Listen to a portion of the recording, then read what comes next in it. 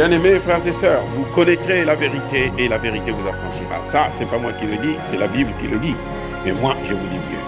Vous connaîtrez la vérité historique, notamment celle de vos ancêtres kémites, et vous aurez une vision globale de ce que c'est que la vraie souveraineté politique. J'ajoute, vous reviendrez à la spiritualité africaine ancestrale et vous comprendrez les enjeux de l'indépendance économique. Et pour terminer, vous accepterez votre identité culturelle kémite et vous obtiendrez deux choses. La première, c'est la paix. La seconde, c'est le développement, à une condition. L'unité de toute l'Afrique noire, l'unité de tous les Noirs du monde entier. Otep à tous, bienvenue sur la chaîne des panafricanistes par essence, par conviction et par excellence. Celle des citoyens kémites par nécessité et obligation de combat. Nous sommes une chaîne qui n'est guidée que par nos ancêtres et rien que par les ancêtres qui appartiennent à l'égrégore du monde noir. Par conséquent, nous ne croyons en aucun Dieu venu de l'étranger. Toutefois, cette vidéo n'est aucunement destinée à inciter à la haine ou à la violence, car nous menons un combat qui est d'abord et avant tout spirituel, intellectuel et démocratique. Ensuite, il est politique, géopolitique et géostratégique. Contre l'impérialisme, le colonialisme, le néocolonialisme et l'endocolonat, qui sont tous qualifiés de crimes contre l'humanité. Nous menons ce combat sur la base du principe fondamental que nous avons hérité de nos ancêtres kémites, qui est celui de la Mahat, c'est-à-dire solidarité, vérité et justice. Vous êtes donc en droit de connaître la vérité et nous avons l'obligation de dire la vérité, rien que la vérité, afin que justice soit rendue au continent africain. Et ça, c'est notre modeste contribution dans cette noble lutte en faveur de la souveraineté, la dignité, la solidarité et l'unité africaine. C'est exactement ça que nous appelons le panafricanisme. Bien-aimés frères et sœurs, la CEDEAO est au pied du mur. La CEDEAO est dans l'impasse. En tout cas, nous assistons là à un match nul. 0-0 ou bien 2-2. 1. La CEDEAO a voulu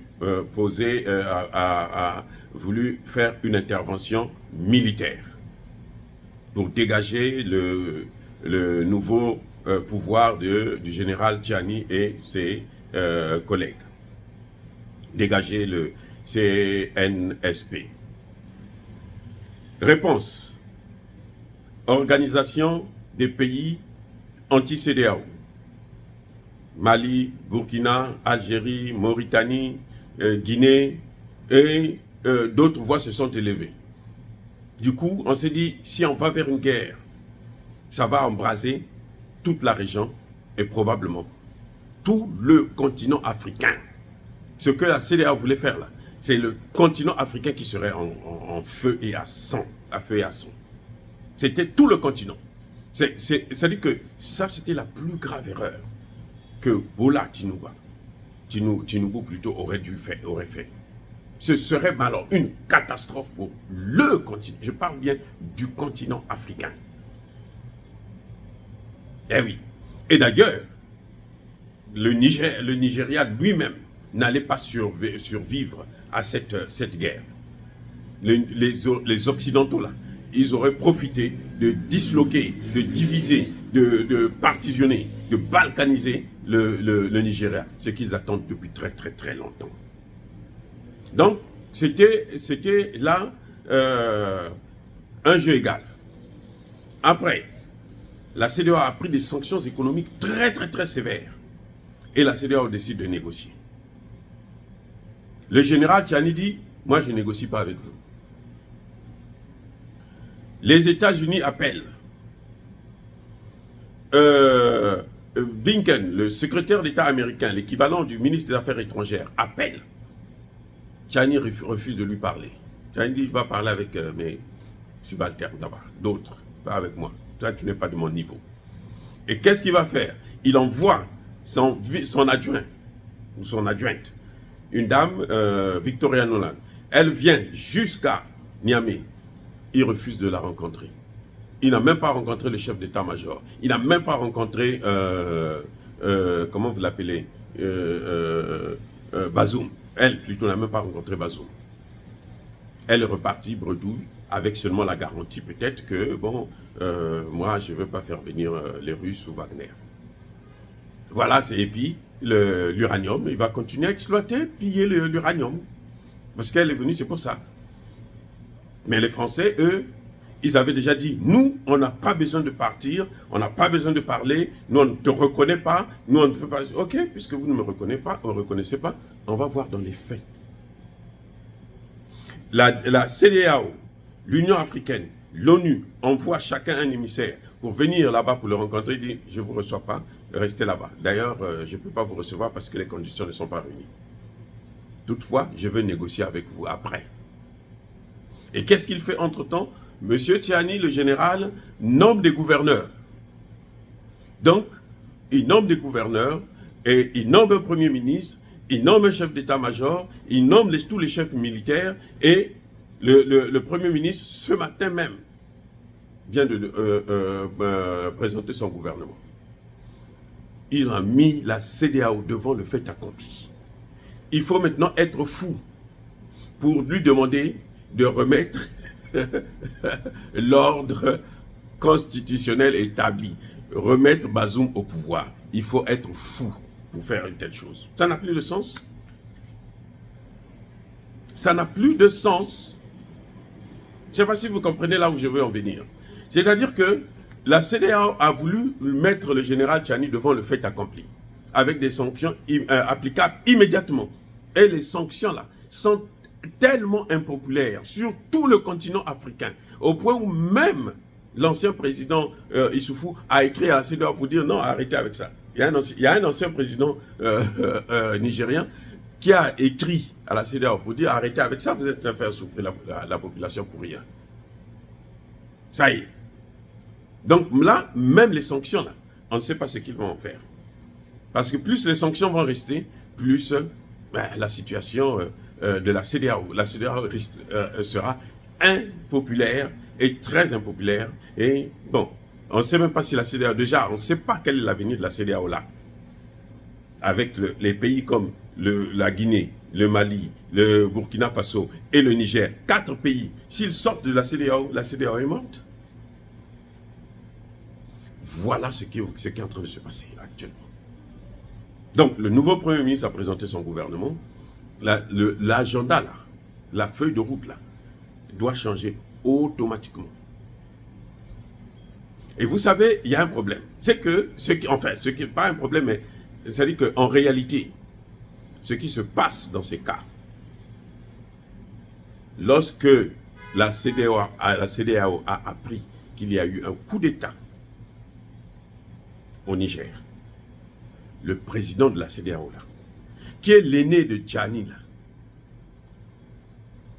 qui peut être le père de Tiani, ce qu'il faisait tout de suite, lui-même en personne, il venait voir Tiani, mon fils. Qu'est-ce qui se passe? Pourquoi tu as pris ton chef en otage? Et c'est là que Tiani allait lui expliquer, voici ce qui se passe. Et il devait maintenant commencer déjà les négociations. C'est là que les négociations devraient commencer. Et c'est comme ça que ça devrait commencer. C'est ça ce qu'on appelle la prévention. Déjà, tout le monde savait qu'on allait vers un coup d'État. Tous les experts, analystes politiques savaient qu'on allait arriver à un coup d'État finalement au Niger. Parce que le gars, il est en train de froisser son armée, il est en train de broyer son armée et il est en train de laisser des armées étrangères occuper tout le pays. Donc, il faut que quelque chose se fasse. Il faut qu'il y ait des patriotes pour arrêter cette hémorragie. Si, comment on appelle, le président Tinubu avait opté pour la négociation avant les sanctions, surtout s'il était venu lui-même, ils auraient dû nommer un premier ministre consensuel. C'est-à-dire qu'un premier ministre qui est nommé avec l'accord de la CEDEAO. Or, eux, ils ont pris des sanctions. Puisque vous avez déjà pris des sanctions. Après les sanctions, là, il y a quoi d'autre? Il n'y a plus rien. Après les sanctions, là, il n'y a plus rien. Oui, après les sanctions, il n'y a plus rien à faire. On peut ou ne pas négocier avec vous, on s'en fout, puisque vous avez déjà pris des sanctions. Qu'est-ce que vous allez faire? Vous m'avez déjà puni. pour ces faits-là. Donc je continue à gérer. Voilà l'erreur de la CEDEAO. C'est là que la CEDEAO a commis une grave erreur. Donc la CEDEAO devrait avoir une autre attitude. Pas celle belliqueuse dictée par la France. Et c'est ça le problème. La culture de Macron-Lagaffe n'est pas la même que celle des Africains. Vous avez vu que tout l'ensemble des pays africains soutient le général Tchani. Tous les Africains soutiennent Tchani. À cause, pas seulement à cause, parce que le coup d'État a été utile, mais parce que la CEDEAO s'est mal comportée. Parce que la CEDEAO est allée prendre des solutions en France. Et par conséquent, les Africains se disent, nous on n'adhère pas à ça, puisque nous, ce que nous voulons là, c'est le départ justement de cette France-là. Et toi, tu vas encore réhabiliter cette France-là, ici au Niger? Non, ça ne peut pas passer. C'est là l'erreur fondamentale de la CEDEAO.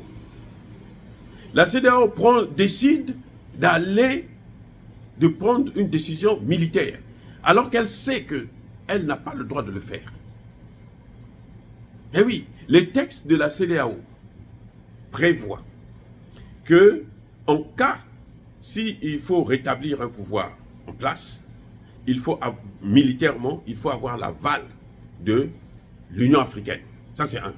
Deux, il faut avoir l'aval du Conseil de sécurité de l'ONU. Vous ne les avez même pas saisis. Et vous avez pris déjà la décision. Qu'est-ce que l'autre y fait? Il prend ses dispositions. Donc, la CEDEAO est allée dans une position de force. On va se battre. Et ça, c'est la volonté d'Emmanuel Macron. Donc, la CEDEAO est en train de payer son suivisme avec Emmanuel Macron. Le fait qu'elle fait exactement ce que Emmanuel Macron lui dit. Et au niveau actuel, la CEDEAO, la seule chose qu'elle peut faire, c'est de demander à ce gouvernement-là, à Tchani, de donner le temps, de limiter le temps le plus rapidement possible pour repartir vers des élections. La CEDEAO ne peut plus rien faire. Elle a déjà pris des sanctions. Tu as déjà sanctionné. C'est ça qu'on appelle en droit l'autorité de la chose jugée. Tu as déjà jugé, boum, tu as la faute. Allez, on te punit. Il va en prison, il revient, après tu vas dire, bon, qu'est-ce qui s'était passé là la dernière fois là, quand tu avais commis tel acte? Vous voyez, c'est tellement, c'est irréfléchi. C'est irréfléchi. La CEDEAO n'a pas les mêmes intérêts que la France. Donc la CEDEAO ne peut pas suivre l'agenda de la France. La CEDEAO doit suivre son propre agenda. Tant que la CEDEAO va continuer à se soumettre aux injonctions de la France, à être dirigée par le haut, en amont, par la France, eh bien, la CEDEAO va mourir de sa belle mort. Aussi simple que ça. La CEDEAO a commis beaucoup de gaffes. C'est la CEDEAO qui a permis à... Regardez comment, lorsque la CEDEAO a donné des injonctions, nous allons intervenir. Les experts, les juristes, les grands juristes savaient qu'ils ne pouvaient pas intervenir. Moi, je vous avais déjà dit ça. J'ai dit, il ne peut pas intervenir parce qu'il faut l'accord du Conseil de sécurité. Il faut l'accord de l'Union africaine. Oh, l'Union africaine ne devrait pas. C'est pas possible. C'est vrai, on pouvait manipuler Moussa Faki, mais on ne pouvait pas manipuler tous les présidents africains. Donc, ça poserait un problème. Mais il faut aussi l'accord du Conseil de sécurité. La Russie n'allait pas accepter ça. La Chine, probablement, n'allait pas accepter ça. Mais en tout cas, la Russie, j'en suis sûr, elle n'allait pas accepter ça. Elle allait poser son veto. Donc, vous n'êtes même pas garanti que vous allez avoir l'autorisation et vous faites déjà vous vendez la peau de l'ours avant de l'avoir tué. C'est grave pour une organisation sous-régionale. C'est grave. Et tout ça, c'est parce que la CEDEAO veut protéger les intérêts de la France au Niger. Mais le Niger est un État souverain. Donc, ce n'est pas la CEDEAO de venir protéger les intérêts de Macron au Niger. Vous avez vu les Américains? C'est vrai qu'ils sont derrière la CEDEAO aussi, mais ils sont partis eux-mêmes négocier tout de suite. Or, la France, elle, au lieu de négocier, elle a opté pour la voie de la force. C'est la France qui a décidé qu'il fallait intervenir militairement. C'est la France. Elle a organisé un conseil de défense chez elle. Ils ont pris la décision, on va intervenir militairement derrière la CEDEAO. Mais la CEDEAO, après, s'est rétractée, puisque la CEDEAO, c'est une organisation africaine. Encore une autre erreur, une gaffe, si vous voulez, d'Emmanuel Macron. C'est pour montrer à quel point ce type est tellement stupide. Bola Tinubu vient d'arriver et lui, il saute dessus comme si c'était son fils. Bola Tinubu est plus vieux que lui, c'est son père ou son grand-père même. Il ne peut pas se comporter comme ça. Et chez nous, en Afrique, ça ne se passe pas. Et il a mené en bateau et voilà, il a fait couler. Bola, là, c'est fini jusqu'à la fin de son mandat. Là. Il sera plus crédible. À moins qu'il fasse sauter immédiatement les sanctions. Sinon, Bola est fini. La CEDEAO au Niger, la crédibilité est partie. C'est parti, c'est fini. Personne ne va compter encore sur eux. Ça, c'est une CEDEAO des chefs d'État qui, malheureusement, sont gouvernés par un voyou, un vaurien en France. Et puis voilà, qui est en train de déstabiliser tout le continent. Et Bola aurait dû rappeler à Emmanuel Macron quand il a pris la décision, comme l'a fait le Burkina et le Mali. Mais nous sommes dans ces crises-là à cause de qui? Mais c'est à cause de la France, là. Ce n'est pas à cause de Tiani, c'est à cause de la France. Et puis les États-Unis, ce sont eux qui ont amené tout ce tralala, tout ce désordre. Partout là où ils passent, il y a la guerre. La France a fait 45 coups d'État en Afrique. 45. Les États-Unis ont passé plus de 250 ans de guerre. Chaque année, ils ont des guerres quelque part. Chaque année. Le Soudan, là, les États-Unis sont derrière. La France est derrière. Et vous voyez les dégâts que ça est en train d'occasionner. Juste parce que le Soudan voulait avoir une base militaire russe. Ils ont tout bousillé. Mais comment peut-on parler avec des gens comme ça? On ne négocie pas avec l'arme à la main. L'armée française, l'armée américaine, ce sont des armées qui sont là pour protéger les intérêts. Ça ne protège personne, ne vous leurrez pas. Regardez, vous avez vu comment la France est allée prendre un pauvre terroriste, là, un rebelle, un ancien rebelle, pour dire, bon, on lui a donné l'argent et les armes, allez, va faire la guerre contre ce gouvernement. Vous croyez qu'il va tenir là? Il va tenir? Vous êtes sûr? Il va tuer des civils? Oui, il va en tuer. Ça, c'est fort probable. Il est rentré 2 fois en prison pour meurtre. Mais on arrive, là, les Français arrivent toujours à négocier pour le faire sortir, et tout avec tous les gouvernements successifs. Mais ça ne peut pas continuer comme ça. Il faut maintenant que l'Afrique puisse prendre son envol, l'Afrique puisse maintenir sa souveraineté. Dire cela, c'est inciter à la haine ou à la violence. Non, la CEDEAO est obligée de reculer. La CEDEAO est obligée d'observer. Elle n'a plus de statut.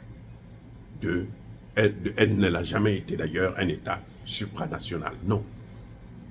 La CEDEAO, c'est une organisation des États qui ont accepté de mettre leur souveraineté ensemble afin d'avancer ensemble. Et les textes sont là. Dire cela, c'est inciter à la haine ou à la violence. Non.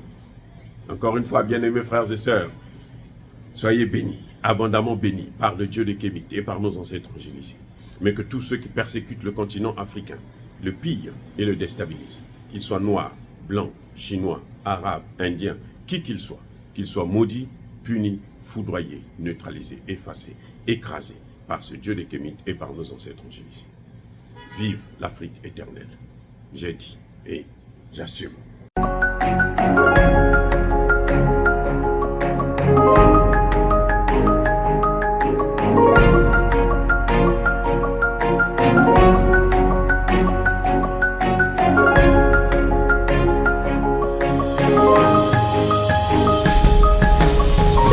Eux, ils marchent par la foi et non par la vue.